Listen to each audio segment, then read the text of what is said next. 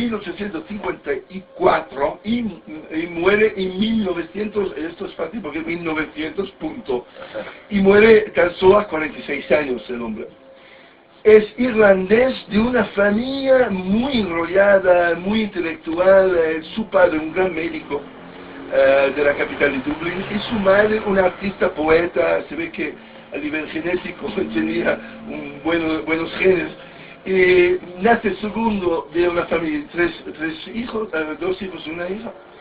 Y es inmediatamente brillante el chico, 12 años, escribe poesías y todo, le dan una beca para ir a la Universidad de Cambridge, en una época todavía donde Irlanda hacía parte, todo Irlanda era parte del Reino Unido, todavía no hubo la independencia.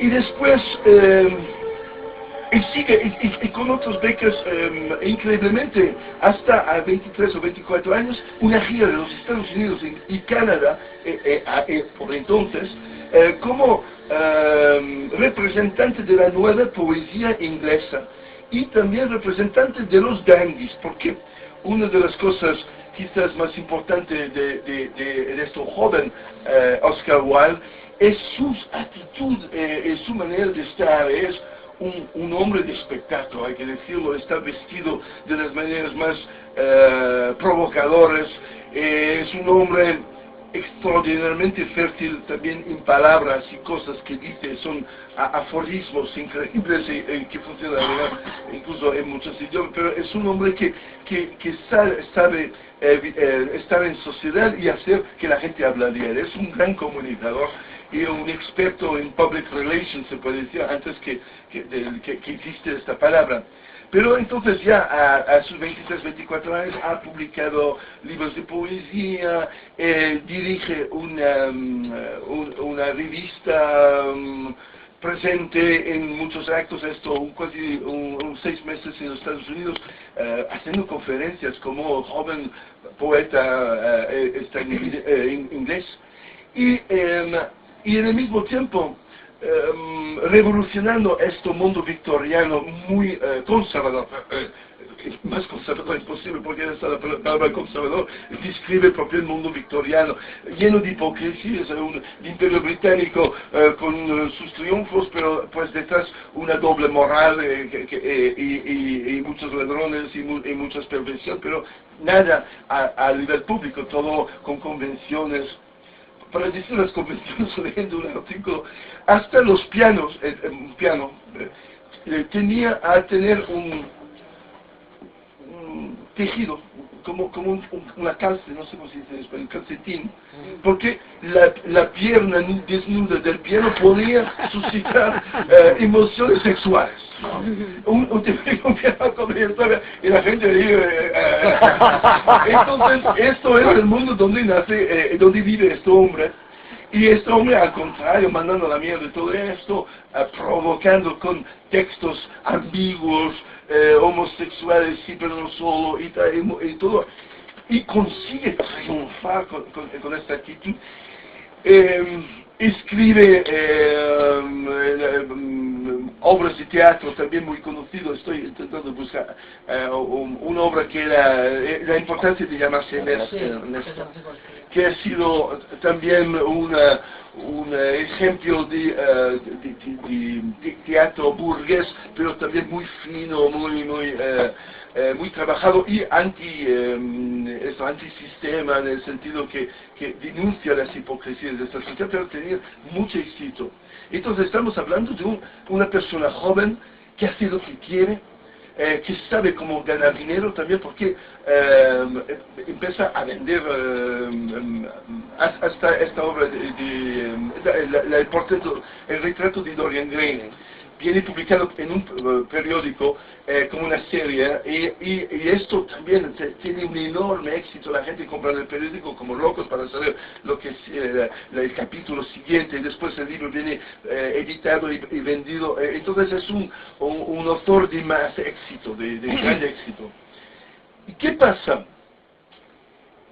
Este hombre que pues representa la libertad en una sociedad conservadora, se toma siempre más libertades, siempre más seguro de sí mismo, a lo mejor también porque es joven y tiene solo 30 años, y tiene relaciones homosexuales con mucha gente, y se sabe en el mundo del élite o de Londres, porque la gente sabe lo que está pasando, pero desde el momento que no se habla, que se queda así, la gente no dice nada y va adelante, pero él no, él sigue. Y no solo va haciendo ironía sobre el tema, habla de su homosexualidad y todo, entonces llega al borde de la provocación y tocando todos los límites de esta sociedad. Hasta tener relaciones con prostitutos jóvenes chicos y eso en sí una situación de cual nadie hablaba, pero que existía, puticlub de chicos para el ejército y para la gente noble inglés. Entonces, todo esto, nadie hablaba de esta cosa, pero todos sabían que existía. Su culpa era de no solo hacerlo, pero además vangloriarse y diciendo, mira esto, tal. Y se asocia, estoy tratando de buscar el nombre, no Wikipedia me sirve ahora, de un noble, de un marqués noble, Hilbury, creo, el nombre así. El hijo de este hombre es homosexual, un poco más joven entonces ya que Oscar Wilde, y con él tiene una relación muy pública de homosexualidad, iba por ahí, por allá, y haciendo escándalos y tal, eso muy espectacular, muy... Y pasa que el padre de este chico es un hombre muy conservador, muy cerrado en su mentalidad y lo ve fatal esta situación y lo denuncia por sodomía, porque esto era la palabra, era prohibido por ley y se llamaba el delito de sodomía. Entonces viene Oscar Wilde es tan seguro de sí mismo que a su vez denuncia al padre de este joven por mentiras y por tal, y van al juez, al juicio. Y en el juicio hace todo un espectáculo. Yo he leído ayer por la noche extractos del juicio, es a descojonarse la risa, porque este hombre, el Oscar Wilde, está ahí mandando la mierda los jueces y tomando la cosa como una obra de teatro. Y la verdad es que es brillante, es brillante. El público se descojona continuamente, solo que sin saberlo se está abriendo haciendo su propia tumba, porque los jueces van explicando los méritos o no del caso y se ve que el señor Oscar Wilde no está ayudando su causa para nada, al contrario, hace que la gente se pone contra él. Es el caso de juicio más conocido de toda la época. Es todos los periódicos están ahí llenos de lo que pasa cada día, lo que ha dicho Oscar Wilde, ¿no? Y no solo el padre, porque es Oscar Wilde que denunciaba al padre por insultos llamándolo sodomita. No solo el padre gana la causa, entonces no viene visto como culpable, pero además consigue demostrar que sí, de hecho, tenía relaciones homosexuales, sí, de hecho, pagaba a jóvenes incluso bajo edad legal, en la edad legal 21 años, entonces ahí, y entonces la cosa da la vuelta como una tortilla y es el mismo, a la fin de este juicio, es el mismo Oscar Wilde que viene detenido por la policía, de acusador a ser acusado y llevado en cárcel. Y ahí, segundo capítulo, a esta vez él tenía que defender su homosexualidad. Y de ser cínico divertido es como menos divertido, intenta y sigue con estas ideas de hacer reír y todo, pero tampoco ya no es tan divertido. Y al final de la historia viene condenado al máximo de la pena, que entonces era 2 años, pero no 2 años, así 2 años de trabajo forzado. Estamos hablando de la Inglaterra victoriana, de cárceles que no puedes imaginar el duro que está ahí dentro. Y a él lo ponen en el peor de los cárceles, lo castigan al máximo de la ley. Y en pocos meses este hombre tan brillante, tan intelectual, empieza a tener problemas de salud, graves problemas de salud. y después de 2 años ahí dentro, cuando finalmente no le dejan ninguna reducción de pena, y él hace todo lo que toda la pena y sale destrozado. No solo poco antes de toda esta historia se había casado, había tenido 2 hijos, y su mujer, con la vergüenza de lo que había pasado en el juicio y todo esto, le denunció y lo ha apartado de sus propios hijos y cambiando el nombre incluso, para que sus hijos no se llaman Wilde, para tener ninguna relación. Entonces, porque todos los detalles no son tan importantes, pero lo que es importante es un chico, porque era chico, cuando llega a un poder enorme, conocido por todos, amado por mucha gente, por su libertad y por su brillantez y por su poesía, porque además sabe escribir, escribe muy bien, y jode a la gente con mucho brillantemente, pero va demasiado lejos y pierde todo. Y es difícil imaginar una persona que podría haber perdido tanto. Porque después de salir de la cárcel, viene castigado, ya no a nivel jurídico, pero la gente no hablaba. Ya no, está fuera de la sociedad, considerado, nadie lo publica, sus escritos, las obras de teatro vienen echados y no lo quieren. Y él se va de Londres y va a París. Y vive sus últimos 3 años, porque estamos ahora en fin de su vida, después de salir de la cárcel, en París, como un miserable, como un homeless, por las calles, hundiéndose en el alcohol. Hay que decir, además, que esta París, él lo conocía, hablaba bien el francés, y también que había escrito una obra de teatro en Francia, antes de la historia del juicio, que se llama Salomé. Y era una historia bíblica que triunfa en París, él la había escrito en francés, que por cierto no había podido ser visto a Londres porque hasta 1910 o 15 había una ley en Inglaterra que ninguna obra de teatro podía hablar de un hecho bíblico. Y como Salomé es una historia bíblica de la bailarina que pide la cabeza de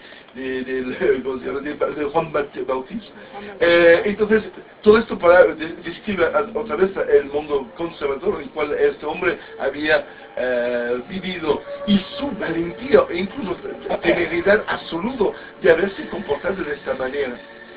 Final de la historia, entonces, eso es los últimos 3 años de su vida es la miseria más absoluta, y tan absoluto que en las últimas horas sus últimos 2 amigos que se habían quedado a su lado piden un cura, y llega un cura irlandés, y este hombre se confesa al final de su vida como buen irlandés al catolicismo.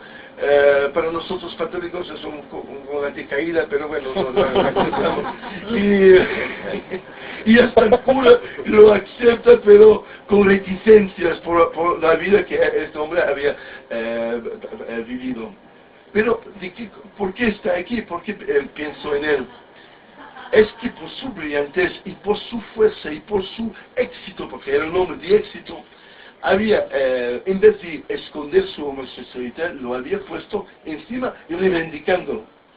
Y creo que ha abierto el camino a todo el movimiento LGTB y la liberación de la sexualidad y todo. Él es el fundador, básicamente, en mi opinión, a nivel en Europa, de todo esto, y en mi opinión su muerte así es propio bíblica, es un martirio, es decir, es como del más alto cae al más bajo, es el ángel decaído, es la imagen de la imperfección total y absoluta de un hombre, pero que muere en héroe, porque ha ido hasta el final de las últimas consecuencias de esta cosa y no la ha escondido frente a una sociedad, la inglesa de esta época, tan hipócrita y tan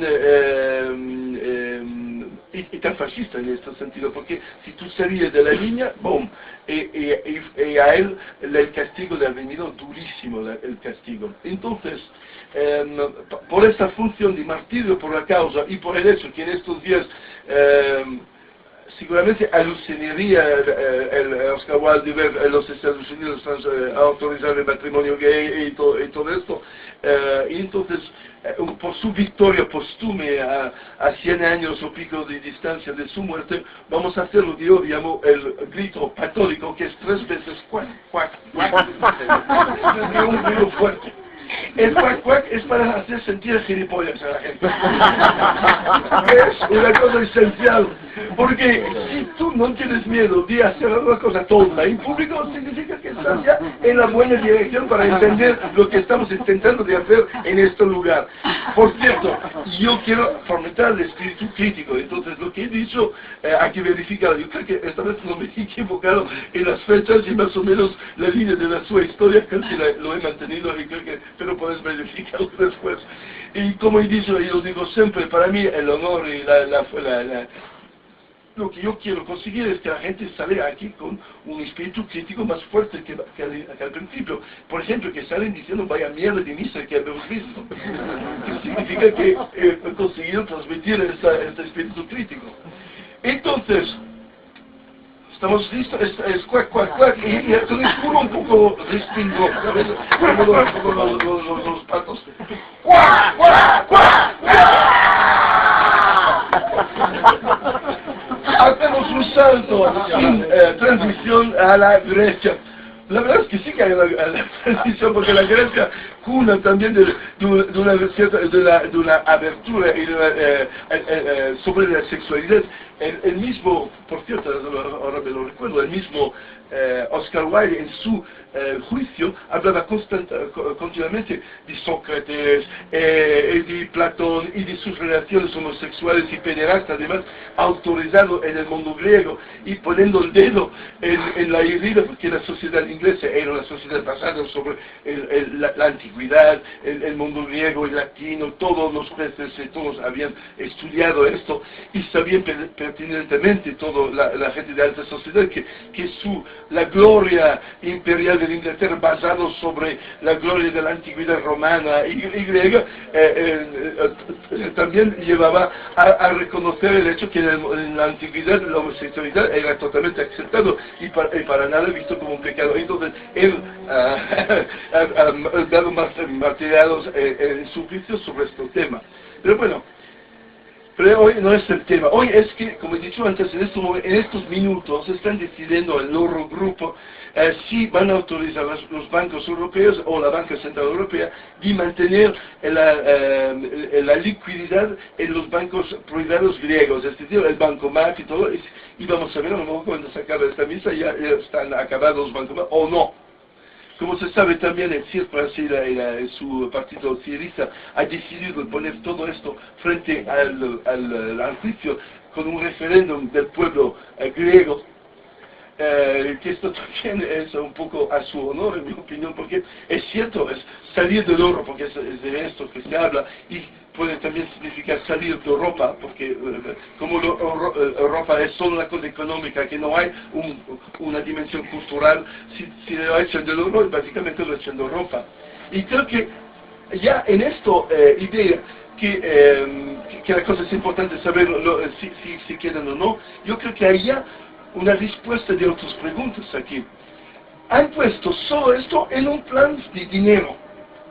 Pero si Europa es solo esto, no hay nada de Europa. Si Europa no es también una visión sensual de un espacio, no solo económico, pero un espacio de personas, de hombres, mujeres, en un espacio geográfico.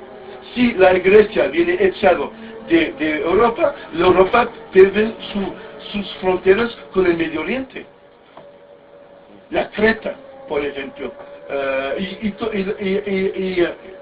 Y pierde también muchísimas otras cosas. Un pueblo que conozco bien por mi propia historia fue casado 17 años con una griega, entonces hablo griego y conozco muy bien la situación en griega, y hasta uno de mis hijos nació ahí. Y son gente que son extremadamente conscientes de su propia historia. Mi hija a 7 años la llevaba en Alemania donde yo trabajaba y fuimos en Berlín a ver el Museo Pergamon, que es un gran museo en la isla central de Berlín. Estamos ahí y hablando, y yo hablaba en francés con mi mujer griega, y a este punto un viejo señor alemán se acerca y dice en buen francés, tipo oficial de la SS o por algo, pero hablaba bien. Oh, parle francés, yo amo la Francia, amo, es un país de gran cultura. Y después coge mi hija y dice, ah, pequeña, ¿y tu nombre? Ella dice su nombre. Y dice, ¿te gusta este museo? Y mi hija, sí, que nadie dice nada, y a 7 años la niña, dice, no. Es magnífico. No me gusta. Y el viejo dice, está alemán, ¿y por qué, niña? ¿Por qué no te gusta? Porque todas las cosas que hay aquí han sido robadas de mi país. Toma. Se acabó, el viejo no sabía qué era, y se fue, bueno, adiós, vale, porque ellos mismos, sorprendidos que la madre le había no solo dado el biberón, pero también es un nacionalismo griego, y la verdad es que es típico. Y entonces el Tsipras y todo esto están jugando con sus electores, saben entonces que los alemanes mandan en Grecia la cosa peor que puedes hacer no es esto o no es esto, es eso. Esto es joder, que te jodes. Y si quieres joderte de verdad, haces así. Mejor no hacerlo en Grecia porque te pueden matar si piensas que tú lo estás haciendo en dirección de alguien. Pero esto es el peor que puedes hacer en Grecia. Y en estos momentos seguro que tanto lo están haciendo en dirección a Alemania y todo, que se joden y todo. El movimiento de esto es seguramente muy visto por las calles Atenas. Pues, lo que yo quiero decir de todo esto es que entonces hay una dimensión humana y qué tristeza de perder un aliado, porque España, Italia, perdemos un aliado mediterráneo. Un viceministro alemán ha dicho hace 2 días, dice, ¿qué pretenden esta gente? Porque finalmente son solo un destino turístico. Yo, ¿te imaginas? Más claro, imposible. ¿Qué pretenden esta gente? ¿Qué pretensión cultural tiene esta gente? Porque finalmente son solo un destino turístico. Con la idea que si no vamos a ir, vamos a Mallorca o vamos... y entonces, que ellos, un poco como los españoles y los italianos, son camareros básicamente. Y si tú lees Mein Kampf, el libro de Hitler, que por cierto lo he leído también, hay un capítulo donde va repartiendo las tareas a las diferentes civilizaciones. Una vez que la Alemania conquista todo, entonces a los eslavos, agricultura, no necesitan universitarios, entonces es Lebensraum para la Alemania, entonces necesitan campesinos. Todos los rusos se transforman en campesinos sin estudios. Y en el sur de Italia, entonces, somos el ocio del pueblo elegido, de los alemanes. Y la verdad es que no se ha equivocado por mucho. Estamos por ahí, tú vas en Canarias, y más en Canarias o en Mallorca, están más o menos concretizando el todo. Pero, entonces esto, que si no se valora, y nosotros también, Italia y España, que somos como mediterráneos, ¿somos diferentes o somos solo alemanes poco eficaces? ¿Quién somos? ¿Tenemos otra cosa mejor o tenemos a agradecer contra los alemanes para venir de vacaciones y gastar su dinero en nuestros hoteles? Y la cosa va también un alto paso. Porque no es los alemanes en general, evidentemente yo tengo muchísima gente en Alemania donde yo voy a actuar en teatro que son en favor de Tsipras, son en favor de la Grecia, están un poco como aquí, como muchas personas aquí, esperando que triunfa Tsipras y para joder a su propio gobierno. Porque un gobierno que es solo y únicamente economistas. Mira un poco con quién Tsipras ha negociado. Ahora, empezamos con Mario Draghi, que es el director del Banco Central Europeo, la Troika, entonces, uno de los 3 de la Troika. Banquero italiano de la gran familia de banqueros de Milano y que era director europeo de la Goldman Sachs. que son a nivel de los banqueros, depende de qué lado, los mejores o los peores, depende de qué lado y estás como miras las cosas. Entonces, es un hombre que nunca ha sido elegido en ninguna, nunca ha hecho política, ha llegado ahí por cojones, y entonces, y él decide de la Grecia. Segundo, el Nisselbaum, un joven holandés que es el presidente del Eurogroup, no presidente de Europa, que es Otto Juncker, que esto es un hijo de puta de primera categoría de Luxemburgo. Él ha transformado las leyes de su país para hacer de su país un paraíso fiscal. Es decir, todas las grandes empresas del mundo tienen su paraíso en Luxemburgo porque no pagan impuestos. Entonces, esta persona ha robado dinero a todos los estados europeos porque las grandes Coca-Cola no pagan impuestos aquí, lo pagan poco en Luxemburgo. Pero bueno, el Nisselbaum es un holandés de una escuela económica tipo ESADE de la Iglesia Católica en Holanda. Él es tiene un máster en economía y también ha llegado ahí, no se sabe muy bien cómo, como jefe del grupo. Entonces están negociando con este hombre. Y la tercera, esta famosa Christine Lagarde. Vaya personaje esto. Ella era ministro de la economía y diferentes puestos ministeriales con la derecha de Sarkozy. Es mujer francesa de derecha y puesta ahí por Sarkozy, pero fue esta noche mirando un poco más y se ve que ella ha tenido una beca, cuando era joven, en Washington. Ella era becaria en el Capitol de Richard Cohen, un republicano que después fue ministro de la guerra, de la defensa estadounidense, el ministro de defensa estadounidense con la primera guerra del Golfo en el 91-92 con el padre, el primer Bush. Entonces, una francesa que es asistente personal de un hombre de derecha americano que después llega a ser ministro de la defensa. ¿Cómo? ¿De dónde sale esta mujer? Y después pasa por ahí y siempre, a cabo de pocos meses, sale en una función muy importante. Ministro de la Economía, de repente, en Francia. Después, ¡pum! Directriz del Fondo Monetario Internacional. Voy buscando cosas.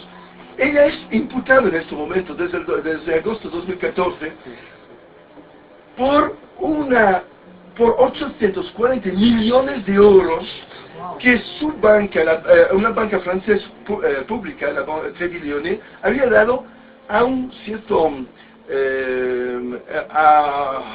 Bernard Tapie. Bernard Tapie es la versión francesa de Jesús Gil. Tú dices Bernard Tapie en Francia, existe todavía, es viejo, ahora mismo creo que la única cosa que se queda es presidente del Fútbol Club de Marsella, es el jefe era también dueño de Adidas durante un periodo. Y esto pasó algo que yo no he investigado mucho, pero una cosa con Adidas y todo, con un crédito, y finalmente este hombre ha hecho causa al Estado francés, y ella, la Lagarde, ha aceptado, como ministro, ha aceptado esto, y ha dado a este hombre 840 millones de euros como daños, 45 millones como daños morales, por no sé qué, que lo que había pasado con la venta de Adidas en su momento. Este hombre ha sido tan tóxico que es prohibido, no puede participar en elecciones en Francia porque ha perdido sus derechos como ciudadano. Y un momento no podía tener ningún cargo. Y ha hecho el actor. Y ha hecho el teatro en París durante un periodo, actor, y hacía el papel de su propia vida como en una obra de teatro que por cierto ha funcionado además, a ver Bernard Tapie haciendo el papel de su propia vida. Todo esto para decir que esta Christine Lagarde tiene una capacidad de unirse con gente muy dudoso y muy raro, que es una maravilla esta mujer, de cómo sale pum por ahí, y sale por ahí, y sale por allá, y le da su rostro ahí, y sale por otro. y entonces, fue ella a crear todo, porque estaban casi en un acuerdo hace 4 días, habían salido todos diciendo, bueno, hay un acuerdo, y ahora estamos a pocos millones de diferencias del presupuesto, una cosa, y ella llega ahí, creo que hoy es domingo, tipo miércoles, y dice, no, que todo esto es una mierda y hay que volver a negociar, y la verdad es que ella pedía la misma cosa que pedía hace 6 meses, es decir, que no hubo ninguna negociación, y pedía a los griegos y perder todo, y no haber las pensiones, recortar la mitad de las pensiones, subir la IVA, sobre todo en una situación de depresión total, porque la Grecia está en un agujero sin fin, y en vez de encontrar la manera de ayudarlos para después permitir a los griegos de volver a devolver el dinero, nada. Y entonces, esos son los 3 personajes que han determinado la negociación. Uno es un gran banquero de Goldman Sachs, otro, uno de una escuela de business de la Iglesia Católica y muy amigo de Juncker, que es una persona que ha creado paraísos fiscales en Luxemburgo, y el tercero, esta mujer, Christine Lagarde, que por cierto también cobra unos 450.000 o 500.000 euros al año por su trabajo, aparte el piso y todo gratis, y aparte los viajes gratis, y el coche gratis y todo eso, pero son sin impuestos. Porque hay como una cosa rara, visto que son las Naciones Unidas, no, a nivel legal no debe dinero a pagar impuestos a ningún país, porque es de todos los países, entonces hay como una especie de punto oscuro de la legalidad, y entonces ella no paga impuestos. Entonces ella va repartiendo lecciones a todos de lo que hay que hacer, recortar a ella, y ella no paga absolutamente nada, es amigo de la gente, tipo Jesús y de gente así, entonces vaya historia. Y entonces, que el Tsipras y la Grecia y Varoufakis, el ministro de la Economía, no se han arrodillado, fantástico y muy con cojones, sí. El problema es que no se sabe ahora dónde va la historia. Y no se sabe tampoco por Italia, porque Italia debe mucho más dinero que la Grecia. Entonces si hay una crisis ahí, a lo mejor la gente se va a empezar con la Italia también, y gente sacando su dinero, y a ver, y de España tampoco es una gran cara. Del otro lado, y esto para acabar, quizás porque no verlo en una grande, hemos pedido, yo he pedido en mi vida de vivir grandes momentos utópicos, estamos en un gran momento utópico, puede ir en cualquier dirección la historia, puede ser peligroso, pero del otro lado, a lo mejor no es que son tan poderosos, a lo mejor los banqueros, así, a lo mejor esta gente, ¿qué van a hacer si la gente, si hay imágenes en toda Europa de los supermercados cerrados en Grecia, de la gente con bolsas y no pueden comprar cosas, y colas de gente para comer, porque puede llegar a esto en los próximos días? ¿Qué va a hacer? ¿Van a ser felices? ¿Van a hacer que se joden los griegos? Yo veo también un gran problema de manipulación hoy mismo en el país editorial. La responsabilidad absoluta es el gobierno griego, que no ha aceptado las condiciones. Esto es el editorial del país. Sí, bueno, ya sabemos qué es el país, pero puede ser, va a ser esto. Van a intentar y decir que los griegos son unos desagradecidos y tal, y que son y han tirado a la mierda de todo lo demás.